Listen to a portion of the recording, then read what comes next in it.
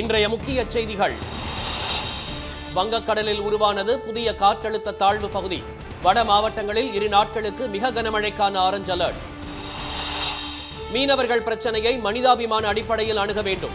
இலங்கை அதிபரிடம் பிரதமர் திரு மோடி வலியுறுத்தல். தேசிய கொடியை அவமதித்தவர்கள் அரசியல் சாசனம் குறித்து பாடம் எடுப்பதா? மாநிலங்களவையில் மல்லிகார்ஜுன கார்கே சரமாரி கேள்வி.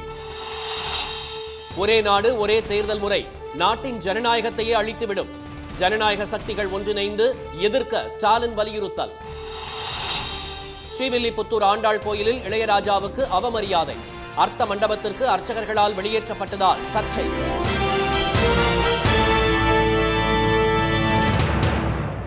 வணக்கம். வணக்கம். வங்கக்கடலில் புதிய காற்றழுத்த தாழ்வு பகுதி உருவாகியுள்ளதாக தெரிவித்துள்ள சென்னை வானிலை ஆய்வு மையம் தமிழ்நாட்டில் அடுத்த 2 நாட்களுக்கு மிக கனமழை பெய்யும் என்று எச்சரித்துள்ளது. வங்கக்கடலில் நிலவிய ஆழ்ந்த காற்றழுத்த தாழ்வு பகுதி காரணமாக நெல்லை, தூத்துக்குடி, தென்காசி மாவட்டங்களில் கனமழை கொட்டியது. இதனால் தாமிரபரணி உள்ளிட்ட ஆறுகளில் வெள்ளப்பெருக்கு ஏற்பட்டது.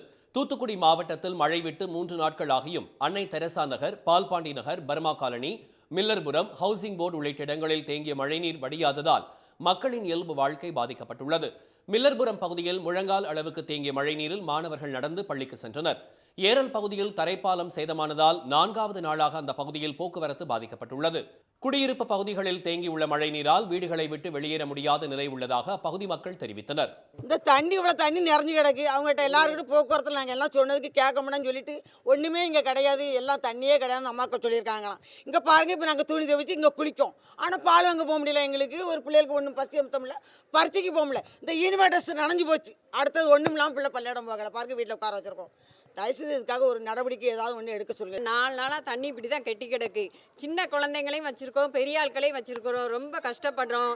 2 பக்கமும் ரோடு போட்டிருக்காங்க. எங்கள் ஏரியாவுக்கு ரோடும் போட மாட்டேங்காங்க. எங்கள் ஏரியா தண்ணியும் வந்து எடுக்க மாட்டேங்காங்க. மக்களையும் வந்து பார்க்க மாட்டேங்காங்க. இந்த குறைகளை எங்களுக்கு தீர்த்து கொடுங்க. வருஷம் இதே பொழப்பாக தான் இருக்குது. இதற்கிடையே தென்கிழக்கு வங்கக்கடல் பகுதிகளில் நிலவிய வளிமண்டல கீழடுக்கு சுழற்சி இன்று தெற்கு வங்கக்கடலின் மத்திய பகுதிகளில் ஒரு காற்றழுத்த தாழ்வு பகுதியாக உருவாகியுள்ளதாக சென்னை வானிலை ஆய்வு மையம் தெரிவித்துள்ளது. இது அடுத்த 2 நாட்களில் மேலும் வலுப்பெற்று மேற்கு வடமேற்கு திசையில் தமிழக கடலோர பகுதிகளை நோக்கி நகரக்கூடும் என்றும் வானிலை ஆய்வு மையம் கூறியுள்ளது. இதன் காரணமாக செங்கல்பட்டு, விழுப்புரம், கடலூர், மயிலாடுதுறை மாவட்டங்களில் நாளை மிக கனமழை பெய்யும் என்றும் சென்னை, திருவள்ளூர், காஞ்சிபுரம், திருவாரூர், நாகை, காரைக்கால் மாவட்டங்களில் கனமழை பெய்யும் என்றும் வானிலை ஆய்வு மையம் எச்சரித்துள்ளது. சென்னை, செங்கல்பட்டு, திருவள்ளூர், காஞ்சிபுரம், கடலூர், விழுப்புரம் மாவட்டங்கள் மற்றும் புதுச்சேரியில் நாளை மறுநாள் கன முதல் மிக கனமழை பெய்யும் என்றும் ராணிப்பேட்டை, திருவண்ணாமலை, கள்ளக்குறிச்சி, வேலூர், அரியலூர், மயிலாடுதுறை, காரைக்கால் மாவட்டங்களில் கனமழை பெய்யும் என்றும் சென்னை வானிலை ஆய்வு மையம் அறிவித்துள்ளது. மீனவர்களின் வாழ்வாதார பிரச்சனையை மனிதாபிமான முறையில் அணுக இலங்கை அதிபரை வலியுறுத்தியுள்ளதாக பிரதமர் திரு மோடி தெரிவித்துள்ளார். இலங்கை அதிபராக பதவியேற்ற பிறகு முதல் முறையாக இந்தியா வந்துள்ள அனுரகுமார திசநாயக்கவை குடியரசுத் தலைவர் திருமதி திரௌபதி முர்மு, பிரதமர் திரு மோடி ஆகியோர் வரவேற்றனர். பின்னர் ஹைதராபாத் இல்லத்தில் அனுரகுமார திசநாயக்கவும் திரு மோடியும் இருதரப்பு உறவுகள் குறித்து ஆலோசனை நடத்தினர். பின்னர் இரு தலைவர்களும் கூட்டாக செய்தியாளர்களை சந்தித்தனர். அப்போது பேசிய திரு மோடி, சென்னை யாழ்ப்பாணம் இடையே விமான போக்குவரத்து, கப்பல் சேவை ஆகியவை 2 நாடுகளுக்கு இடையே கலாச்சார உறவுகளை வலுப்படுத்தியுள்ளதாக கூறினார். தமிழ்நாடு மீனவர்கள் விவகாரம் குறித்து இலங்கை அதிபரிடம் பேசியதாகவும் இந்த விவகாரத்தை மனிதாபிமான அடிப்படையில் அணுக ஒப்புக்கொள்ளப்பட்டதாகவும் அவர் தெரிவித்தார். हमने मछुआरों की आजीविका से जुड़े मुद्दों पर भी चर्चा की. हम सहमत हैं कि हमें इस मामले में एक मानवीय अप्रोच के साथ आगे बढ़ना चाहिए. மீனவர் பிரச்சனை பிளேக் நோயை போன்றது என்று குறிப்பிட்ட அனுரகுமார திசநாயக்க, நீண்ட காலமாக இருக்கும் இந்த பிரச்சனைக்கு தீர்வு காண்பது அவசியம் என்று கூறினார். எனவே மீனவர் பிரச்சனைக்கு நிரந்தர தீர்வு காண விரும்புவதாக இலங்கை அதிபர் தெரிவித்தார். இதனிடையே இலங்கை அதிபர் வருகையின் போது அந்நாட்டு சிறையில் உள்ள தமிழக மீனவர்களை விடுவிக்குமாறு வலியுறுத்த வேண்டும் என்று வெளியுறவுத்துறை அமைச்சர் திரு ஜெய்சங்கருக்கு மக்களவை எதிர்க்கட்சித் தலைவர் திரு ராகுல் காந்தி கடிதம் எழுதியுள்ளார். சிறைபிடிக்கப்பட்ட படகுகளை விடுவிப்பதுடன் அவற்றுக்கு விதிக்கப்பட்ட அபராதத்தை ரத்து செய்ய நடவடிக்கை எடுக்க வேண்டும் என்று அவர் கேட்டுக் கொண்டுள்ளார். தேசிய கொடியையும் அரசியல் சாசனத்தையும் அவமானப்படுத்தியவர்கள் அரசியல் சாசனம் குறித்து பாடம் எடுப்பதாக மாநிலங்களவை எதிர்க்கட்சித் தலைவர் திரு மல்லிகார்ஜுன கார்கே தெரிவித்துள்ளார். அரசியல் சாசனம் ஏற்றுக்கொள்ளப்பட்ட 75வது ஆண்டை கொண்டாடும் விதமாக கடந்த 13 மற்றும் 14ஆம் தேதிகளில் மக்களவையில் விவாதம் நடைபெற்றது.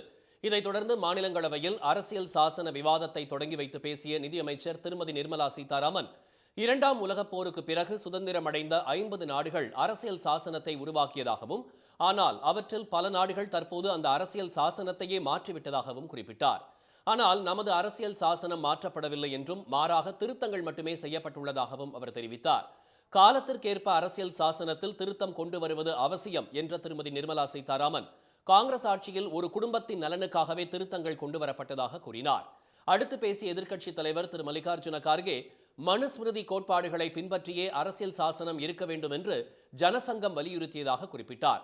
அதுவே RSS அமைப்பின் கொள்கையும் என்ற அவர், 1949ஆம் ஆண்டு இந்திய அரசியல் சாசனம் உருவாக்கப்பட்ட போது அதனை RSS தலைவர்கள் எதிர்த்ததாக அவர் தெரிவித்தார்.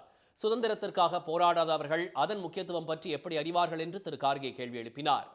नफरत करते हैं जो लोग संविधान से नफरत करते हैं, और ये लोग आज हमको पाठ पढ़ा रहे हैं. ये क्या है? ये जो रामलीला मैदान में बाबा साहब अंबेडकर और जवाहरलाल नेहरू जी का और महात्मा गांधी जी का पुतला वहां पर रख के इन्होंने जलाए उस दिन, जिस दिन इम्प्लीमेंट हुआ. பிரதமர் திரு மோடி கடந்த காலத்திலேயே வாழ்வதாக விமர்சித்த திரு கார்கே, கடந்த 11 ஆண்டுகால சாதனைகளை தெரிவித்து ஜனநாயகத்தை அவர் வலுப்படுத்தி இருக்க வேண்டும் என்று கூறினார். திரு மோடியை நம்பர் 1 பொய்யர் என்று விமர்சித்தவர், 15 லட்சம் ரூபாய் வங்கிக் கணக்கில் செலுத்தப்படும் என்று உறுதிமொழி அளித்து இதுவரை வழங்கவில்லை என்று தெரிவித்தார். பொய்யான வாக்குறுதிகளை அளித்து மக்களை திசை திருப்புவதையே வாடிக்கையாக வைத்திருப்பதாக திரு கார்கே கூறினார். பாஜக இடஒதுக்கீட்டுக்கு எதிரான கட்சி என்பதால்தான் சாதிவாரி கணக்கெடுப்பு நடத்த மறுப்பதாக அவர் விமர்சித்தார். இதனிடையே மக்களவையில் பேசிய வயநாடு தொகுதி காங்கிரஸ் MP திருமதி பிரியங்கா வதேரா, வங்கதேசத்தில் இந்துக்கள் மீது தாக்குதல் நடத்தப்படும் நிலையில் அதற்கு எதிராக குரல் எழுப்பவோ அந்த நாட்டு அரசுடன் பேச்சுவார்த்தை நடத்தவோ மத்திய அரசால் முடியவில்லை என்று குற்றம் சாட்டினார். ஒரே நாடு ஒரே தேர்தல் முறை நாட்டின் ஜனநாயகத்தையும் பன்முகத்தன்மையையும் அழித்துவிடும் என முதலமைச்சர் திரு மு.க. ஸ்டாலின் எச்சரித்துள்ளார். நாடு முழுவதும் நாடாளுமன்றம், சட்டமன்றம் மற்றும் உள்ளாட்சி அமைப்புகளுக்கான தேர்தல்களை ஒன்றாக நடத்த பாஜக அரசு நீண்ட காலமாக திட்டமிட்டு வருகிறது. இந்நிலையில் ஒரே நாடு ஒரே தேர்தல் திட்டத்தை இந்தியா கூட்டணி உறுதியாக எதிர்க்கும் என முதலமைச்சர் திரு மு.க. ஸ்டாலின் தெரிவித்துள்ளார். இதுகுறித்து எக்ஸ் வலைதளத்தில் அவர் வெளியிட்டுள்ள பதிவில், உலகின் மிகப்பெரிய மக்களாட்சி என அடையாளப்படுத்தப்படும் இந்தியாவில் மக்களாட்சி நடக்கிறதா என்ற கேள்வி கடந்த 10 ஆண்டுகளாக வலுத்துள்ளது என குறிப்பிட்டுள்ளார். அதிபர் தேர்தல் போன்று பொது தேர்தல்களை நடத்தும் உள்நோக்கத்துடன் இத்திட்டத்தை மத்திய பாஜக அரசு திணிக்கிறது என்றும், இது அரசியலமைப்பின் ஆன்மாவுக்கு எதிரானது என்றும் அவர் விமர்சித்துள்ளார். இத்திட்டம் நடைமுறைக்கு வந்தால் சட்டமன்ற தேர்தல் முக்கியத்துவம் இழந்துவிடும் என்றும், மாநில உணர்வுகளும் பன்முகத்தன்மையும் அழிக்கப்படும் என்று குறிப்பிட்டுள்ள முதலமைச்சர் திரு ஸ்டாலின், இந்திய அரசியலை நிரந்தரமாக மாற்றியமைக்கக்கூடிய இத்தகைய சட்டத்தை நிறைவேற்றுவதற்கான பெரும்பான்மை பாஜகவுக்கு இல்லை என்றும் சுட்டிக்காட்டியுள்ளார்.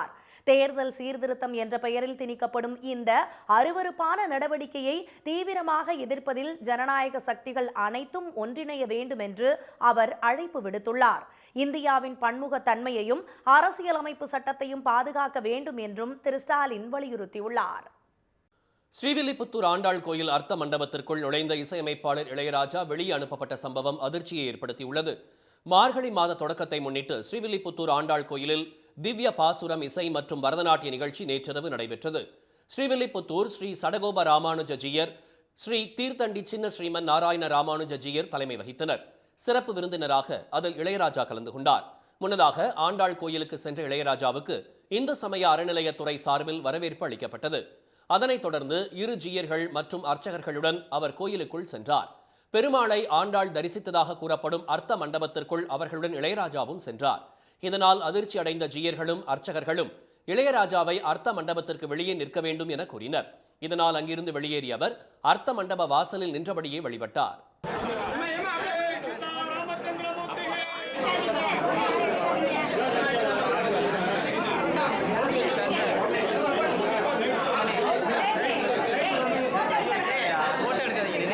பூரண கும்ப மரியாதை அளிக்கப்பட்ட போதிலும் அர்த்த மண்டபத்திற்கு வெளியே வசந்த மண்டபத்தில் இருந்தபடியே இளையராஜா வழிபட்டார்.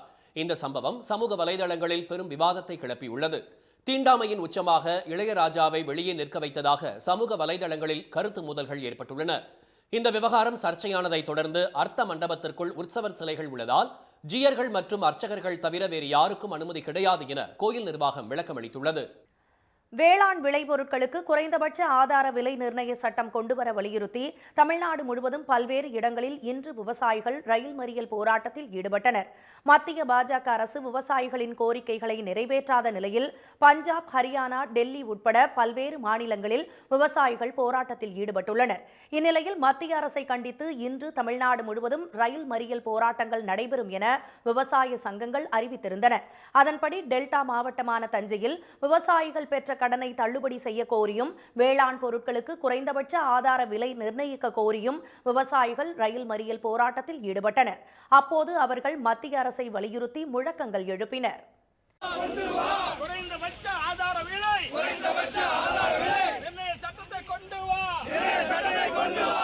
இதுபோல் திருவாரூர் ரயில் நிலையத்தில் எர்ணாகுளத்திலிருந்து வந்த எக்ஸ்பிரஸ் ரயிலை மறித்து விவசாயிகள் போராட்டத்தில் ஈடுபட்டனர்.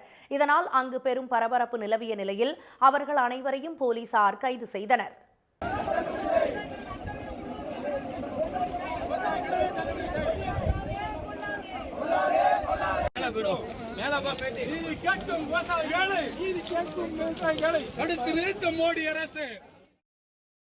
கடலூர் மாவட்டம் சிதம்பரம் ரயில் நிலையத்தில் சம்யுக்தா கிசான் மோர்ச்சா சார்பில் கண்டன முழக்கத்துடன் ரயில் நிலையத்தை முற்றுகையிட்டு போராட்டம் நடத்திய விவசாயிகள் கைது செய்யப்பட்டனர். இதுபோல் சேலம் ஜங்ஷன் ரயில் நிலையத்தில் ஐக்கிய விவசாயிகள் சங்கம் சார்பில் ஏராளமான விவசாயிகள் போராட்டத்தில் ஈடுபட்டனர். அவர்கள் திடீரென ரயிலை மறிக்க முயன்றதால் அங்கு பாதுகாப்பு பணியில் இருந்த ரயில்வே போலீசார் அவர்களை தடுத்து நிறுத்தினர். சென்னையை அடுத்த தாம்பரத்தில் தமிழ்நாடு அனைத்து விவசாயிகள் சங்கங்களின் ஒருங்கிணைப்பு சார்பில் போராட்டம் நடைபெற்றது. அவர்கள் ரயில் நிலையத்தின் உள்ளே செல்ல முயன்றபோது போலீசார் அவர்களை கைது செய்து மண்டபம் ஒன்றிற்கு அழைத்துச் சென்றனர். குறைந்தபட்ச ஆதார விலை கோரி சாகும் வரை உண்ணாவிரத போராட்டத்தில் ஈடுபட்டுள்ள திரு ஜெக்ஜித் சிங் டல்லேவாலுடன் மத்திய அரசு பேச்சுவார்த்தை நடத்த வேண்டும் என்றும் அவர்கள் வலியுறுத்தினர். மதுரை அரிட்டாப்பட்டியில் டங்ஸ்டன் திட்டம் கொண்டுவர மத்திய அரசு அனுமதி கொடுத்துள்ள விவகாரமும் தமிழக விவசாயிகளிடையே பெரும் கொந்தளிப்பை ஏற்படுத்தியுள்ளது. இனி வருவது செய்தி துளிகள். நாடு முழுவதும் விஜய் திவாஸ் தினம் இன்று அனுசரிக்கப்பட்டது. 1971ஆம் ஆண்டு நடந்த இந்தியா பாகிஸ்தான் போரில் உயிரிழந்த வீரர்களுக்கு மரியாதை செலுத்தும் விதமாக ஒவ்வொரு ஆண்டும் டிசம்பர் 16ஆம் தேதி விஜய் திவாஸ் தினம் அனுசரிக்கப்படுகிறது. சென்னை போர் நினைவு சின்னத்தில் முப்படை அதிகாரிகள் மலர் வளையம் வைத்து அஞ்சலி செலுத்தினர். இதுபோல டெல்லி, மும்பை உள்ளிட்ட இடங்களிலும் உயிர் நீத்த ராணுவ வீரர்களுக்கு மரியாதை செலுத்தப்பட்டது. மகாராஷ்டிரா அமைச்சரவையில் இடம் கிடைக்காத சிவசேனா மற்றும் தேசியவாத காங்கிரஸ் எம்எல்ஏக்கள் போர்க்கொடி தூக்க தொடங்கியிருப்பது மகாயுதி கூட்டணியில் மீண்டும் சலசலப்பை ஏற்படுத்தியுள்ளது. மகாயுதி கூட்டணி அமைச்சர்கள் 39 பேர் நேற்று பதவியேற்ற நிலையில் அமைச்சர் பதவி கிடைக்காததால் ஏமாற்றமடைந்த சிவசேனா கட்சி எம்எல்ஏ திரு நரேந்திர பொண்டேக்கர் கட்சியின் துணைத் தலைவர் பதவியை ராஜினாமா செய்தார். இந்நிலையில் அதிருப்தியாளர்களை சமாதானப்படுத்தும் முயற்சியாக சுழற்சி முறையில் அமைச்சரவையில் இடம் தருவதாக இரு கட்சிகளின் தலைவர்களும் அறிவித்துள்ளனர். ராணிப்பேட்டை மாவட்டம் பணப்பாக்கம் சிப்காட் தொழில் பூங்காவில் ஹேங்யூ நிறுவனம் அமைக்க உள்ள காலணி உற்பத்தி தொழிற்சாலைக்கு முதலமைச்சர் திரு மு க ஸ்டாலின் காணொலி காட்சி மூலம் இன்று அடிக்கல் நாட்டினார். இந்த நிறுவனத்திற்கு ஒதுக்கீடு செய்யப்பட்டுள்ள 200 ஏக்கர் நிலத்தில் 1500 கோடி ரூபாய் முதலீட்டில் அமையும் இந்த தொழிற்சாலை மூலம் 25,000 பேருக்கு வேலைவாய்ப்பு கிடைக்கும் என அரசு தெரிவித்துள்ளது. தமிழ்நாடு திரும்பிய உலக செஸ் சாம்பியன் குகேஷுக்கு உற்சாக வரவேற்பு அளிக்கப்பட்டது. சிங்கப்பூரில் நடந்த போட்டியில் சீன வீரரை வீழ்த்தி வெற்றி பெற்ற குகேஷ் இன்று சென்னை திரும்பினார். அவருக்கு விமான நிலையத்தில் தமிழ்நாடு அரசு சார்பில் உற்சாக வரவேற்பு அளிக்கப்பட்டு வீட்டிற்கு செல்வதற்கு சொகுசு காரும் ஏற்பாடு செய்யப்பட்டது. ஐயப்பன் கோயில் சீசன் உள்ளிட்ட பண்டிகை காலங்களால் பூக்களின் விலை பல மடங்கு அதிகரித்துள்ளது. சென்னை கோயம்பேட்டில் கிலோ 600 ரூபாய்க்கு விற்கப்பட்ட ஐஸ் மல்லி 1800 ரூபாயாகவும் 300 ரூபாய்க்கு விற்பனையான முல்லை 900 முதல் 1000 ரூபாய்க்கும் விற்கப்படுகிறது. 200 ரூபாய்க்கு விற்ற ஜாதி மல்லி 750 ரூபாய்க்கும் 500 ரூபாய்க்கு விற்ற கனகாம்பரம் 1000 ரூபாய்க்கும் விலை உயர்ந்துள்ளது. நெல்லை மாவட்டம் அம்பாசமுத்திரத்தில் மின்சார வாரிய ஊழியர் ஒருவர் மின்கம்பியில் நடந்து சென்று பழுதை சரி செய்த சம்பவம் பாராட்டை பெற்றுள்ளது. தொடர் மழையால் மின்கம்பம் அமைந்துள்ள பகுதி குளமாக மாறியுள்ள நிலையில் மின்கம்பியை தொட்டுக் கொண்டிருந்த மரக்கிளையை அந்த மின்கம்பியிலேயே நடந்து சென்று மின் ஊழியர் மாரி தங்கம் வெட்டி வீழ்த்தியது வரவேற்பை பெற்றுள்ளது. ராமேஸ்வரத்தில் காற்றின் வேகம் அதிகமாக இருப்பதால் 1000க்கும் மேற்பட்ட படகுகள் கரையில் நிறுத்தப்பட்டுள்ளன. மணிக்கு 55 கிலோமீட்டர் வேகத்தில் காற்று வீசுவதால் மீன்வளத்துறை சார்பில் மீன்பிடி அனுமதி சீட்டு வழங்கப்படவில்லை. இதனால் 800 விசை படகுகளும் 500 நாட்டு படகுகளும் கரையில் நிறுத்தப்பட்டுள்ளன. தேனி மாவட்டம் போடி அருகே குடியிருப்பு பகுதியில் நடமாடும் சிறுத்தையால் அப்பகுதி மக்கள் பீதியடைந்தனர். பொட்டிபுரம் பகுதியில் உள்ள வீடு ஒன்றின் சிசிடிவியில் பதிவான காட்சிகளை பார்க்கும்போது சிறுத்தை நடமாட்டம் தெரியவந்தது. இதையடுத்து மாலை 6 மணிக்கு மேல் மக்கள் வெளியே வர வேண்டாம் என்று வனத்துறை கேட்டுக் கொண்டுள்ளது. இன்றைய வர்த்தக முடிவில் மும்பை பங்குச்சந்தை குறியீட்டு எண் சென்செக்ஸ் 385 புள்ளிகள் குறைந்து 81,749 புள்ளிகளாக இருந்தது. தேசிய பங்குச்சந்தை குறியீட்டு எண் நிஃப்டி 100 புள்ளிகள் சரிந்து 24,668 புள்ளிகளாக நிறைவடைந்தது. சென்னையில் இன்று ஆபரண தங்கம் விலை மாற்றமின்றி சவரன் 57,120 ரூபாயாகவும் 1 கிராம் 7,140 ரூபாயாகவும் உள்ளது. வெள்ளி விலை மாற்றமின்றி 1 கிராம் 100 ரூபாயாக உள்ளது. மீண்டும் இன்றைய முக்கிய செய்திகள். வங்கக்கடலில் புதிய காற்றழுத்த தாழ்வு பகுதி உருவாகியுள்ளதாக தெரிவித்துள்ள சென்னை வானிலை ஆய்வு மையம், தமிழ்நாட்டில் அடுத்த 2 நாட்களுக்கு மிக கனமழை பெய்யும் என்றும் எச்சரித்துள்ளது. தேசிய கொடியையும் அரசியல் சாசனத்தையும் அவமானப்படுத்தியவர்கள் அரசியல் சாசனம் குறித்து பாடம் எடுப்பதாக மாநிலங்களவை எதிர்க்கட்சித் தலைவர் மல்லிகார்ஜுன கார்கே தெரிவித்துள்ளார். ஸ்ரீவில்லிபுத்தூர் ஆண்டாள் கோயில் அர்த்த மண்டபத்திற்குள் நுழைந்த இசையமைப்பாளர் இளையராஜா வெளியே அனுப்பப்பட்ட சம்பவம் அதிர்ச்சியை ஏற்படுத்தியுள்ளது. இத்துடன் இந்த செய்திகள் நிறைவடைந்தன.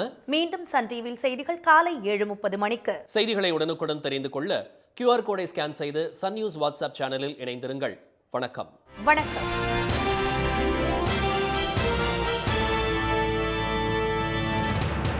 உடனுக்குடன் செய்திகளை தெரிந்து கொள்ள சன் நியூஸ் பெல் ஐகானை கிளிக் பண்ணுங்க.